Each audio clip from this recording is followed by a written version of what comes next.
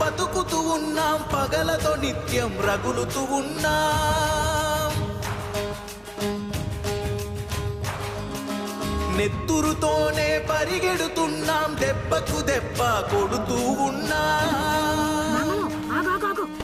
Loan ఇంకో తొందే పోనీ.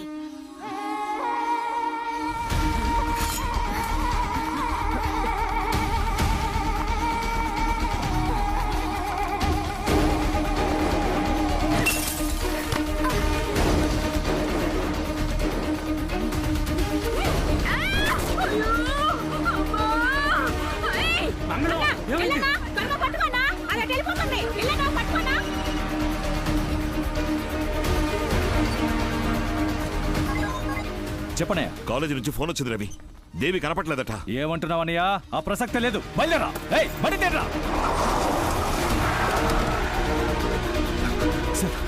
Sir ఏం జరిగింది సార్? థర్డ్ అవర్లో బాత్రూమ్ కని వెళ్ళిన పిల్ల మళ్ళీ తిరిగి క్లాసుకు రాలేదు.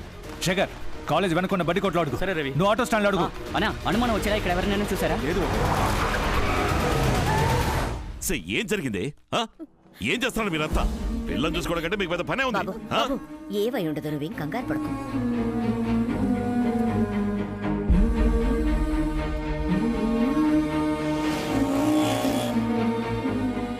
మా ఇంటి ఆడపిల్ల విషయం ఎవరికి చెప్పొద్దన్నా. అల్లుడు, ఈ పని మన గిట్టని వాళ్ళు ఎవరైనా చేసుంటారు. మన కుర్రాళ్ళు రవితో చెప్పాను, వాడు కనిపెడతాడు. ఆ పిల్ల ఏమడిగినా తెలియదు అంటోంది, కానీ చూడడానికి చుప్పనాతిలా ఉంది. దాన్ని ఇంటికి లాక్కురా.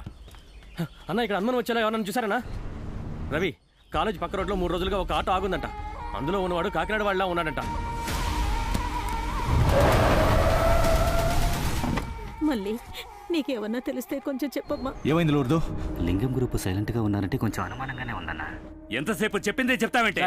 మీ అమ్మాయి కనపడపోతే వెళ్ళి పోలీసులు కంప్లైంట్ ఇవ్వండి, అంతేగాని మా అమ్మాయిని ఎందుకు ఏడిపిస్తారు? కొట్టానంటే శివచంద్ర, ఏంటి మా నాన్న మీద చేయెత్తుతున్నారు? అదెవరితోనో లేచిపోతే మా నాన్నని పట్టు కొడతారా? నువ్వేమంటున్నావు? అవును, తను లవ్ చేసే అబ్బాయితో లేచిపోయింది. రహీము దేవి లవ్ చేసుకున్నది రవి అన్నయ్యకు కూడా తెలుసు.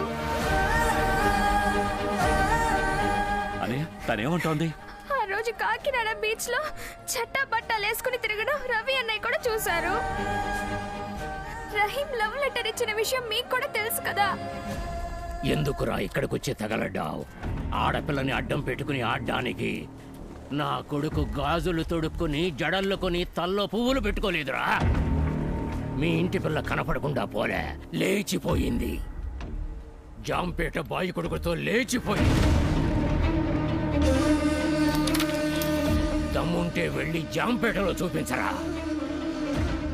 ఏమొద్దునా, విషయం తెలియగానే ముందు అన్నయ్య కదా చెప్పాలి. ఎందుకు అడ్డమైన వాళ్ళకు చెప్పారు? రవిబాబు చూసుకుంటాడని నేను మాట్లాడకుండా ఉన్నాను. నువ్వు మాట్లాడకుండా ఉన్నావు, వాడు పంపించేశాడు. ఒరే రవి, దేవి గురించి వీళ్ళు ఏదేదో చెప్తున్నారు. నిజమేనమ్మా, పాప ఇలా చేస్తుందని నేను కొంచెం కూడా ఊహించలేదమ్మా. బాబు, నిన్నే కదయ్యా నమ్ముకొనున్నాను, ఇలా అశ్రద్ధగా ఉండిపోయావేంటయ్యా? నా కూతురు కాదు, ఎక్కడికి లేచిపోనిచ్చావు? అన్నయ్య, ఏం మాట్లాడుతున్నావు? తను కనపడలేదు అనగానే ముందు నీకే కదా ఫోన్ చేసి చెప్పా. మాకే ఇలా ద్రోహం చేస్తావరా? అన్నయ్య, నాకేం అర్థం కావట్లేదు. నటించకరా, నటించకు. ఆ రోజు రాత్రి నువ్వు తనతో మాట్లాడుతున్నప్పుడే నాకు అనుమానం వచ్చింది. మాకు తెలిస్తే ఒప్పుకోవని లేచిపోనిచ్చావు కదా. అన్నయ్య, నోటికి వచ్చినట్టు మాట్లాడుకో. ఆ రోజు ఏం జరిగింది? ఏంట్రా, ఏం చేస్తావు? నా కూతురు ఎక్కడరా చెప్పు. అన్నయ్య, నేను కూడా ఈడొచ్చిన పిల్ల జీవితాన్ని నాశనం చేయడమే కాకుండా కుటుంబ పరువు గంగలో కలిపి. నేను చెప్పేది కొంచెం కూడా కొంచెం వినొచ్చు కదయ్యా. మీరు నిందల మీద నింద వేస్తే ఎలా? ఇది నా కుటుంబ విషయం, అర్థమైన వాళ్ళు మాట్లాడతాయి. ఎవరో క్రైస్తవుల అమ్మాయితో తిరుగుతున్నావు, దాన్ని కప్పిపుచ్చడానికి మా ఇంటి పిల్లల్ని లేచిపోనిచ్చావు, అంతేగా? అన్నయ్య, నేను ఎత్తుకుని పెంచిన పిల్ల ఇలా మాట్లాడుతున్నావేంటి? ఆపరా. తను లవ్ చేస్తున్న విషయం నీకు తెలుసా తెలీదా? చెప్పరా, తెలుసా తెలీదా? తెలుసన్నయ్య, కానీ ఆ రోజు ఏం జరిగిందో మరి కాస్త దాన్ని ఇంట్లో పడేసి కుమ్ముంటారు కదరా, అని తరివి నరుకుంటారు కదరా. ఎందుకలా చేయలేదు? నీకు అలవాటే కదా. మా అమ్మ కడుపులో పుట్టుంటే చేసి ఉండేవాడు కదా. అన్నయ్య పిచ్చి పట్టినట్టు మాట్లాడుతున్నాయా? ఎవరిని పట్టుకొని పిచ్చోడు అంటున్నా? అన్నయ్యని పట్టుకోరా. కాదన్నయ్య. నరికి పోగులెడతాను. అన్నయ్యకి మర్యాద ఇవ్వలేదంటే పోరం బొక్కేదవా చావ కొడతాను. అన్నయ్య, నోరు మీరా. అన్నయ్య, నేను నమ్మే మోసపోయానన్నయ్య. చెప్తే అర్థం శివచంద్ర, చేసుకోరే. జయచంద్ర, వాడిని ఇంట్లో తరివేంట్రా. వాడు ఎక్కడుంటే నేనే వాడిని నరికేస్తాను. అన్నయ్య, అన్నయ్య చెప్పాడుగా పో. బయటికి పో. అన్నయ్య, పోరా. నేను చెప్పే- రేయ్, పో, పో, బయటికి పో. అన్నయ్య, ఎరా బయటికి బో అని చెప్తున్నారు కదా, ఇంకా రాయిలా ఇక్కడే ఉన్నావే? మనిషికో మాట గొడ్డుకో దెబ్బ అంటారు. పోరా బయటికే, పోరా. ఏమన్నారు? ఇల్లు వదిలి బయటికి పోవాలా? నన్నే కదమ్మా అన్నారు. ఊరుకో. బయటికి పొమ్మన్నారు కదా. అమ్మా, వదిలేయమ్మా. అమ్మా, నన్నే కదమ్మా అన్నారు. వదిలే. నువ్వు లేని ఇంట్లో నేనెందుకయ్యా ఉంటాను? రా వెళదాం. అమ్మా, రా. వద్దమ్మా. ముత్యాలు, అందరి ముందు నా బిడ్డని చులకన చేశారు కదా. అమ్మా, ఆయన ఏదో కోపంలో మాట్లాడారు. వదిలేయమ్మా. ఏమిటా కోపం? ఎవరికి కోపం రాదు, నీకు రాదా? కానీ అందులో ఒక న్యాయం ఉంటుంది. ఎవరు ఎన్ని మాటలన్నా పర్వాలేదు, కానీ ఈయన నోటితో నిన్ను ఇంట్లో నుంచి బయటికి వెళ్ళిపోమన్నాక ఏం మర్యాద ఉందిరా? పర్వాలేదమ్మా. ఎవరిని బాధ పెట్టకూడదని అన్ని నీ మనసులోనే దాచుకున్నావు కదా. కావాలరా నీకు? కావాలరా నీకు? కావాలి, కావాలి. అమ్మా, అమ్మా, నీకు ఒక్క నిమిషం బయటికి అమ్మా, వద్దమ్మా. అమ్మా, రా వెళదాం. అమ్మా, చెప్పేది విను. అమ్మా. ఎక్కడికి వెళ్తున్నా? అమ్మ అమ్మ వద్దమ్మా, నా మాట వినమ్మా. అన్న వద్దనా వద్దనా.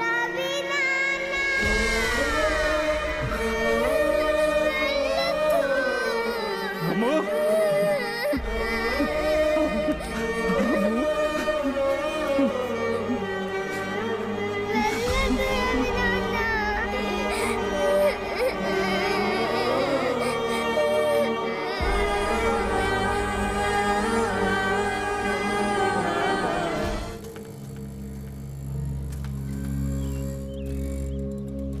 అన్న ఎక్కడరా? లోపల ఉన్నారు.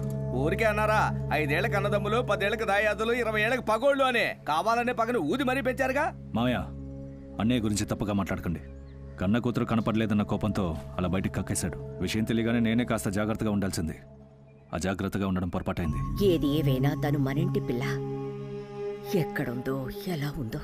రేయ్, ఏంట్రా బ్యాగ్తో సహా వచ్చేసావు? ఆ ఇంట్లో ఉండడం నచ్చలేదన్నా. రేయ్, లూస్లా మాట్లాడుకో. పిల్లలు ఒంటరిగా స్కూల్కి వెళ్ళకూడదు. అన్నయ్యలతో ఉన్న వాళ్ళు ఆదమర్చి ఉండకూడదు. ఒక్కో నిమిషం అక్కడ ఏం జరుగుతుందో నాకు తెలియాలి. అర్థమైందా?